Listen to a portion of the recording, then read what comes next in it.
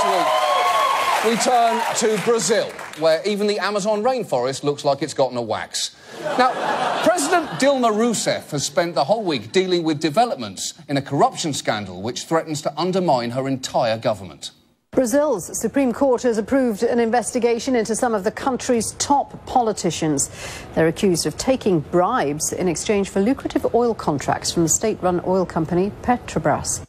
Now, when they say taking bribes, this isn't your standard $5 grand in an envelope left under a bench. Because Brazil's largest construction and engineering firms allegedly paid at least $800 million in bribes and other funds to secure contracts. $800 million!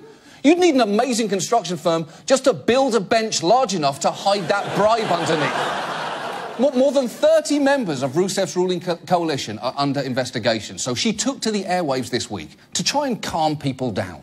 Você tem todo o direito de se... You have every right to get irritated and be worried, but I ask for patience and understanding because this situation is transitory. Is it? How is it transitory? Because unless you're about to flash the entire country with one of those memory-erasing sticks from Men in Black, I don't think people are going to forget about this. In fact, Brazilians weren't even listening to her speech for a pretty loud reason. Her critics had organized a kind of pot-banging protest, and I was in Sao Paulo, leaned out the window. It sounded like a football game. People were banging their pots, honking their horns. Fora!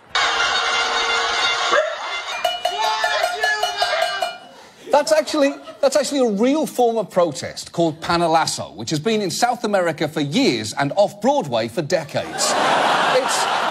It's so entrenched, it's even taken place on the floor of Brazil's legislature. Do bom senso do povo brasileiro. Minha homenagem ao povo brasileiro. Now, I love everything about that, but the best detail there is the sign language interpreter.